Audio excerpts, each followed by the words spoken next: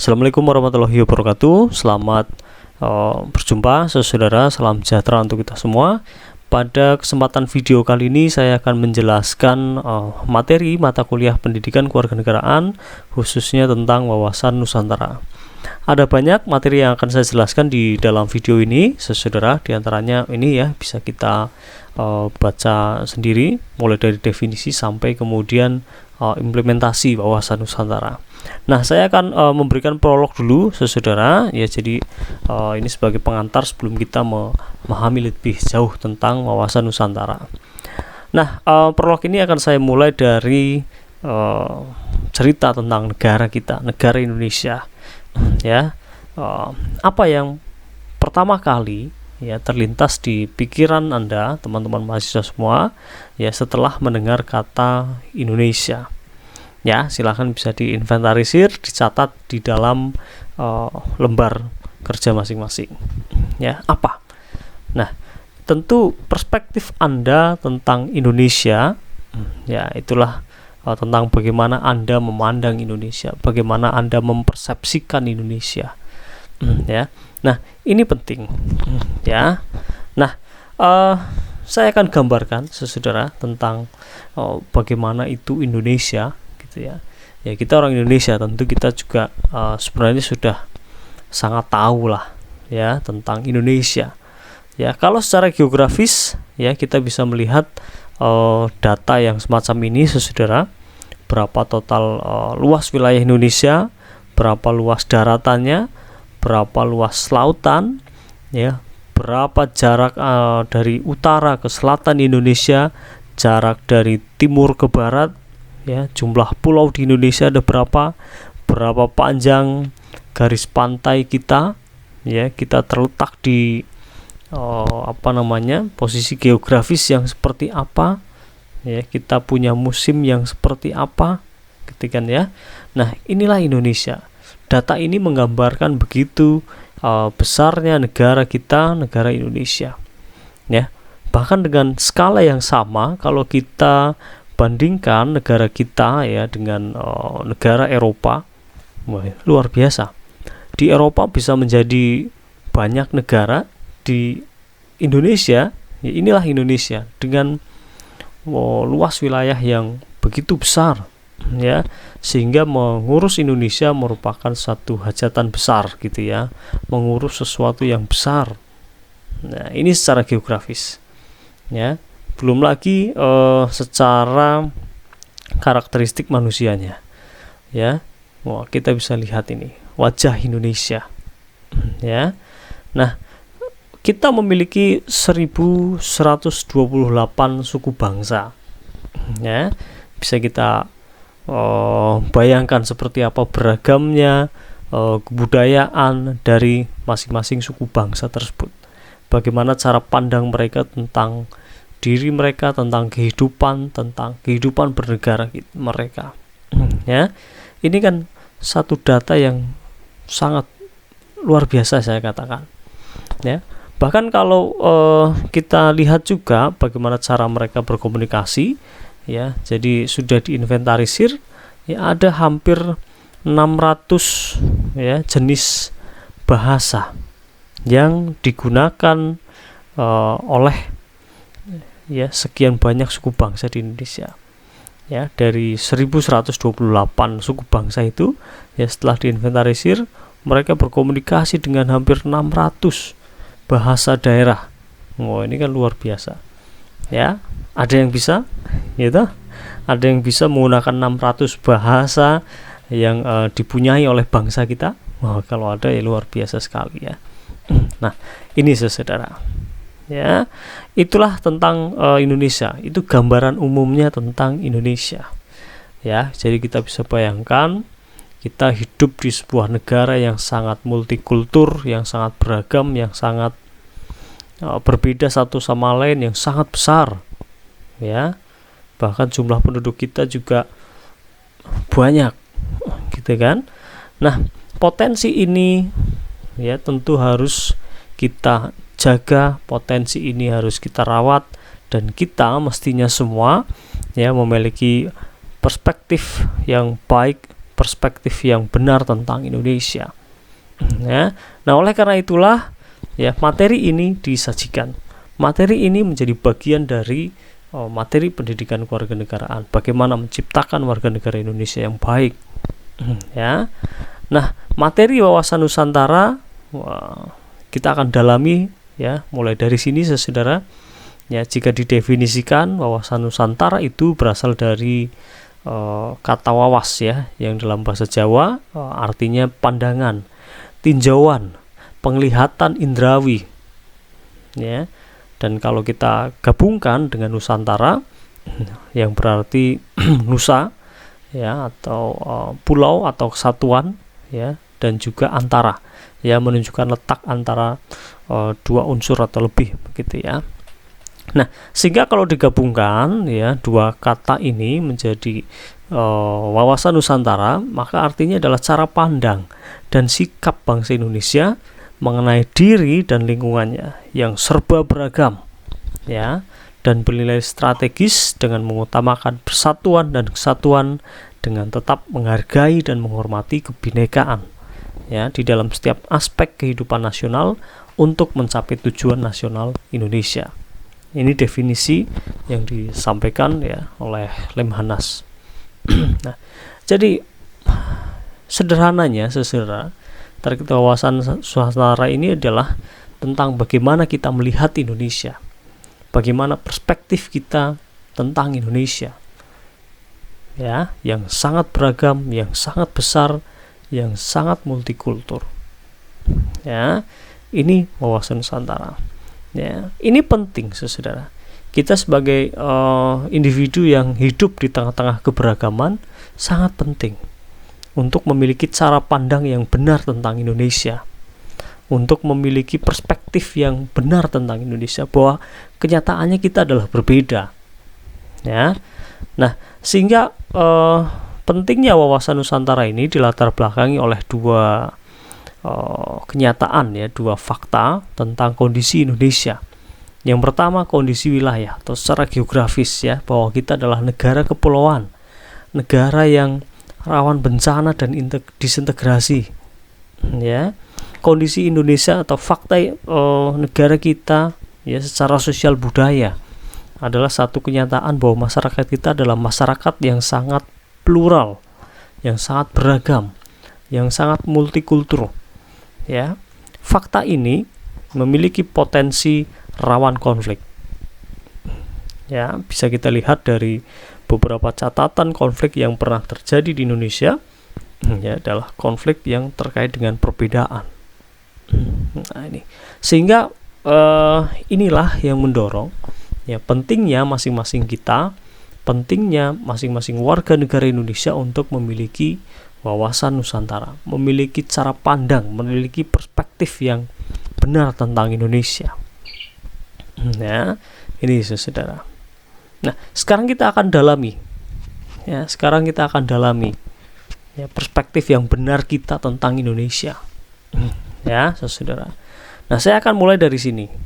Saya akan mulai dari yang secara geografis dulu ya, karena tadi latar belakang yang pertama ya adalah terkait dengan kondisi wilayah. Kita akan dalami saudara ya, terkait dengan secara geografis wilayah kita yang seperti apa ya, sehingga kita memiliki pemahaman yang benar tentang Indonesia ya. Kondisi wilayah kita saudara dibagi atas 3 komponen ini, yaitu darat, laut, dan udara. Nah, sekarang kita bahas dulu yang pertama ya, darat, wilayah darat Indonesia ya.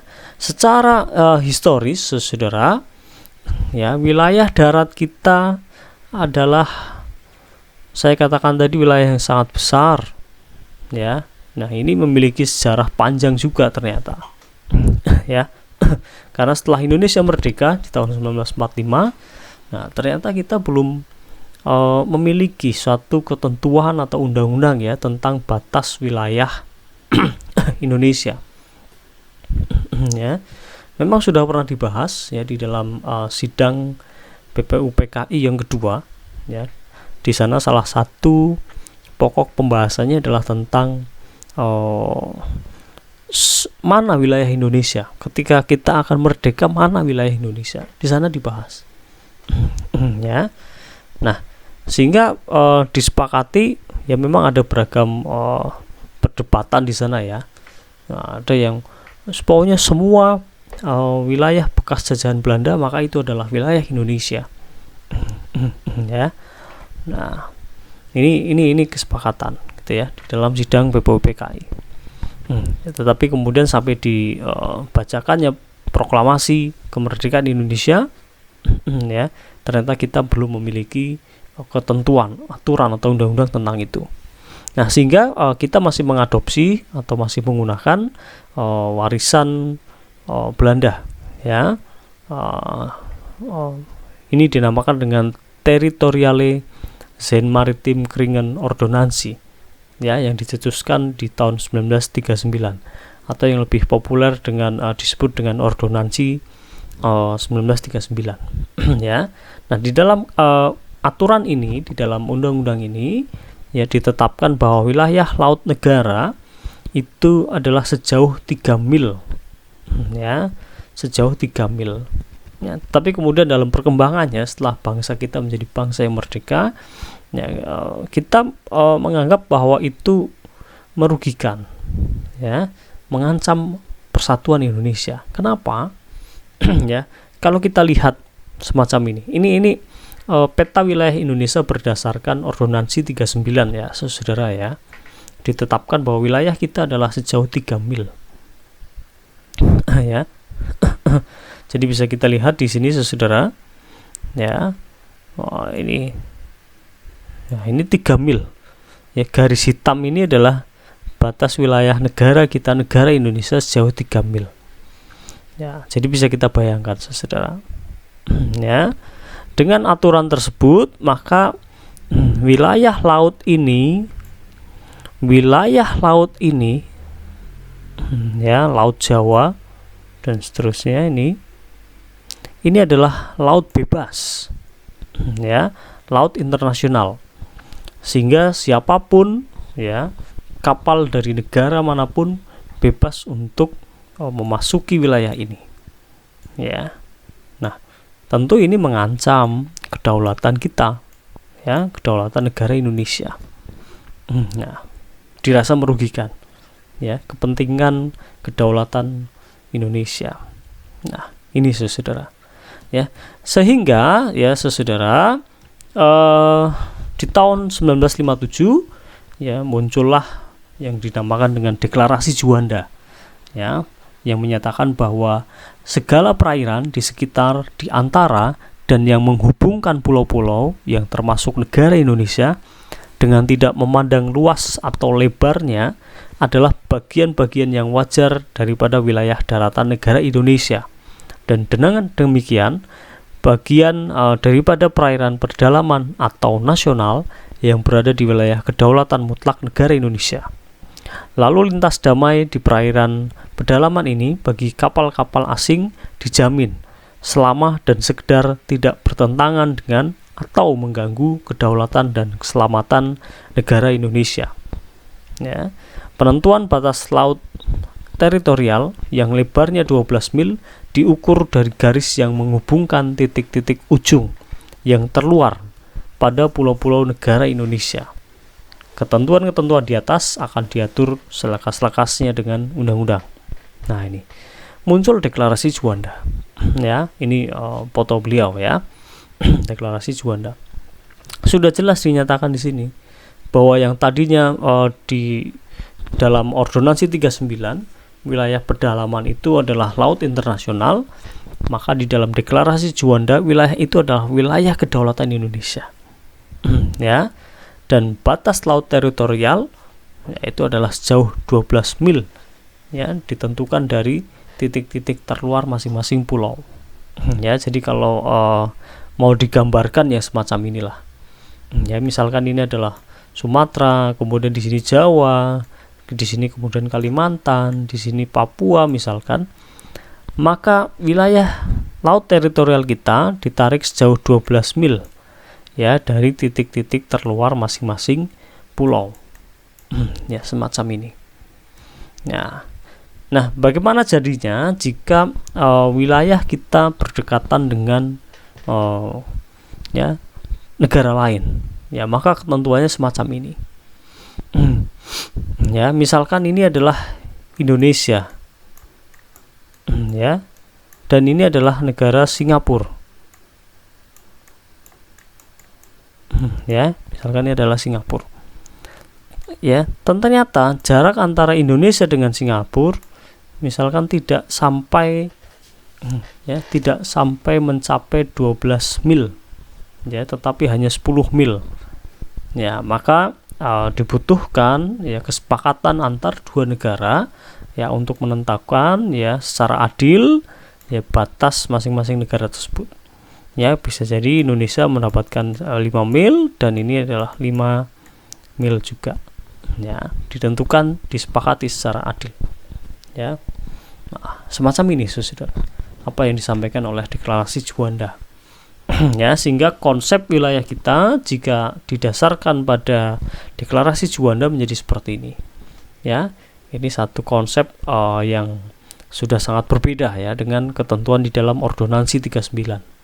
Ya, di mana laut ini, Laut Jawa, ya, laut di pedalaman kita, ya, ini adalah bagian dari kedaulatan negara Kesatuan Republik Indonesia. Ya, ini didasarkan pada deklarasi Juanda. Nah, selanjutnya, ya, maka pemahaman inilah ya yang kemudian sepakati ya sebagai satu konsepsi wawasan Nusantara kala itu. Ya, ini Saudara. Nah, tidak hanya sampai di sini ya Saudara, tetapi apa yang disampaikan oleh Juanda tentu harus diakui oleh negara-negara lain ya, sehingga negara-negara lain bisa menghormati apa yang sudah dideklarasikan ya di Indonesia.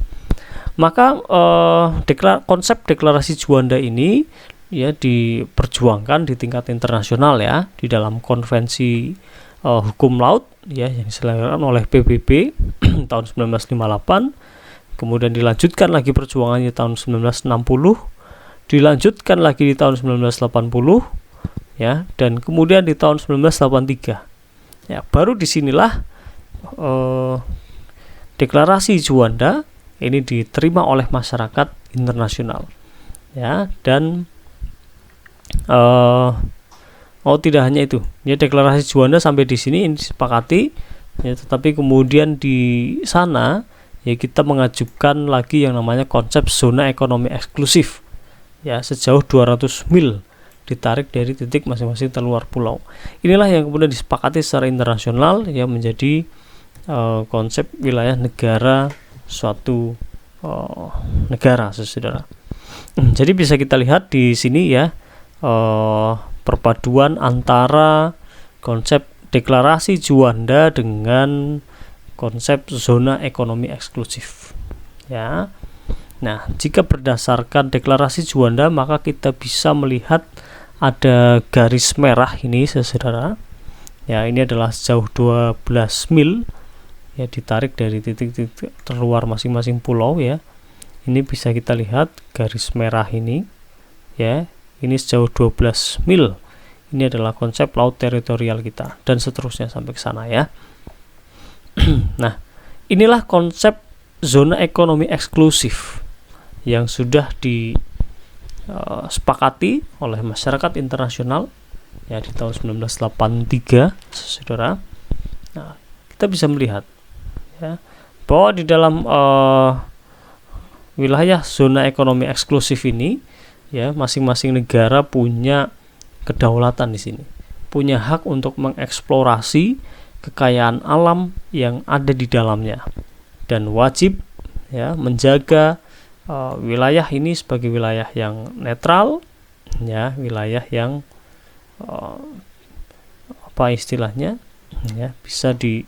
bisa dijaga dengan baik ya, tidak digunakan untuk kepentingan politis tertentu ya. Nah, ini konsep kewilayahan kita jika berdasarkan konsep zona ekonomi eksklusif ya.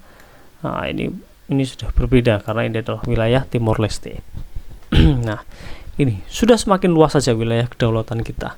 Ya, kita memiliki luas lautan yang luar biasa ya, hampir 5.000 sekian gitu kan. Nah, kalau kita visualisasikan lagi ya saudara, konsep laut teritorial ya semacam ini. Ditarik dari titik terluar. Ini kita bisa melihat ya. Ini titik garis pantai yang kemudian diukur 12 mil jauhnya ke lepas pantai semacam ini. Nah, jika konsep zona ekonomi eksklusif ya semacam ini. Ya, jarak 200 mil ini adalah dari titik terluar pulau ya sampai sejauh 200 mil. Ya, kita mengambil titik 200 milnya dari sini. Tetapi kemudian yang disebut sebagai zona ekonomi eksklusif adalah ya dari titik 12 mil ini menuju ke 200 mil ini. Ya. Nah, ini kita punya hak untuk mengeksplorasi kekayaan yang ada di dalamnya sini, ya, mineral, minyak bumi dan sebagainya. Ya, tapi jika kita wajib menjaga wilayah ini sebagai wilayah yang damai, ya, terbebas dari kepentingan politik internasional. Nah, ini saudara. Oke, tadi wilayah darat sudah, wilayah laut sudah. Nah, sekarang kita beralih ke wilayah udara dari Indonesia. Nah, kita bisa lihat saudara satu konsep ya, ini yang sudah disepakati secara internasional. Nanti setelah ini saya munculkan datanya ya. Jadi ruang udara ya di mana negara itu bisa berdaulat adalah di sini. Ya. Sejauh mana ya? Kita menariknya adalah sampai kepada laut teritorial. Ya. Ini adalah wilayah kedaulatan kita. Ya, dari titik terluar pulau ditarik sejauh 12 mil ya ke atas ya sampai ke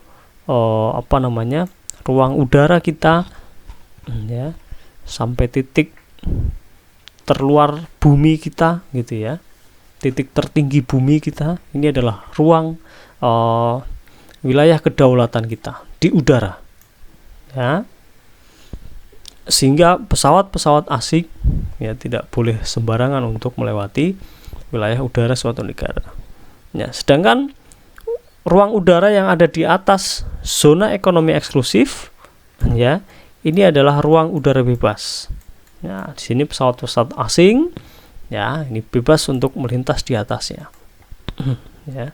Tetapi kalau sudah memasuki wilayah teritorial suatu negara, nah maka ya mereka sudah mengancam kedaulatan suatu negara ya. Secara internasional ini tidak diperbolehkan ya. Nah, sedangkan ruang angkasa ini adalah wilayah kepentingan ya, wilayah kepentingan. Ini jadi negara-negara yang ada di bawahnya.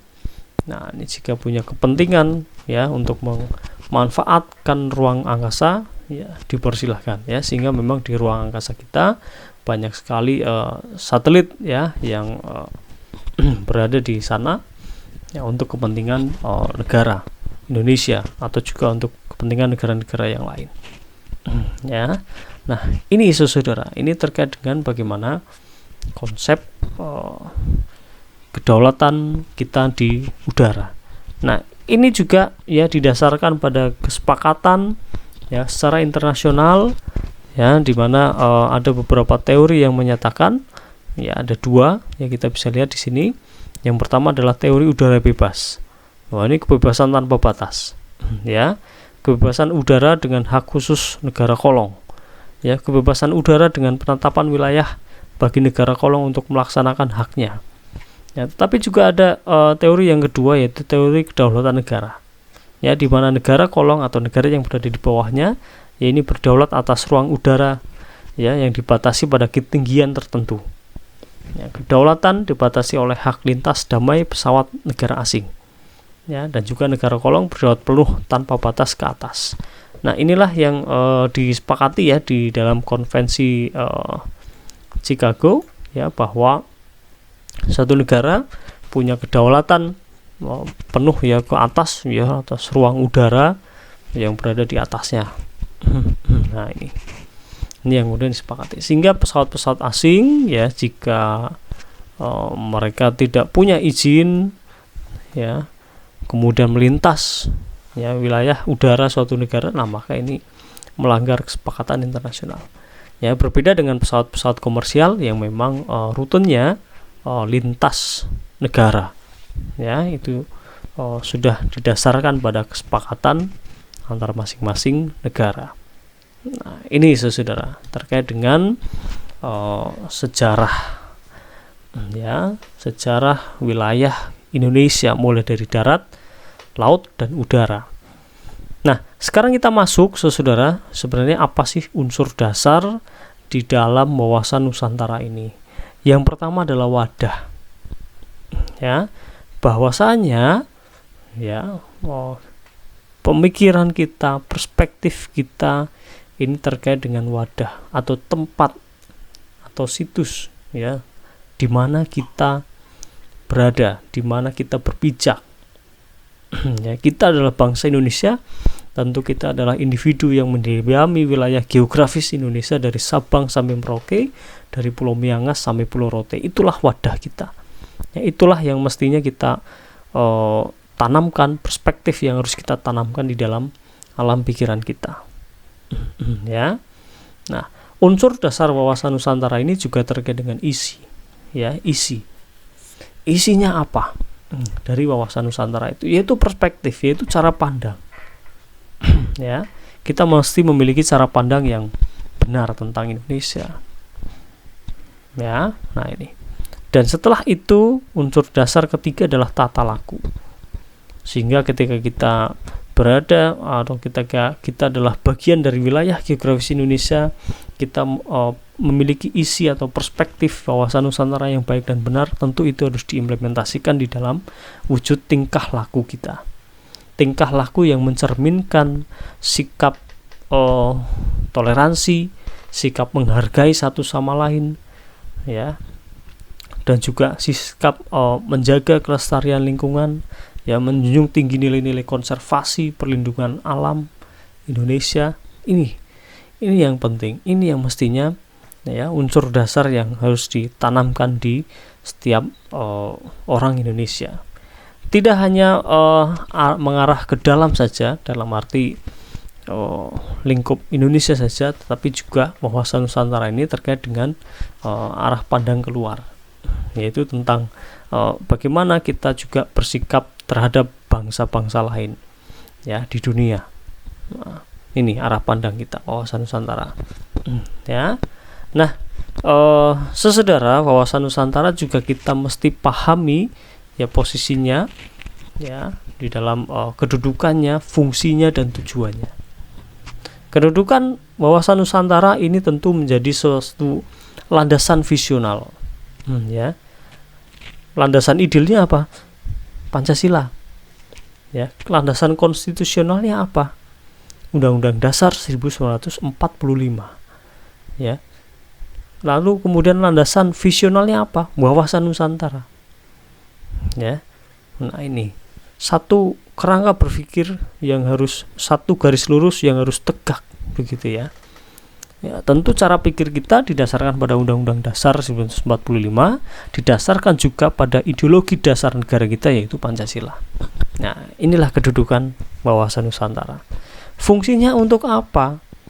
Ya, tentu ketika ini adalah satu landasan visional, maka fungsinya adalah alat untuk melihat.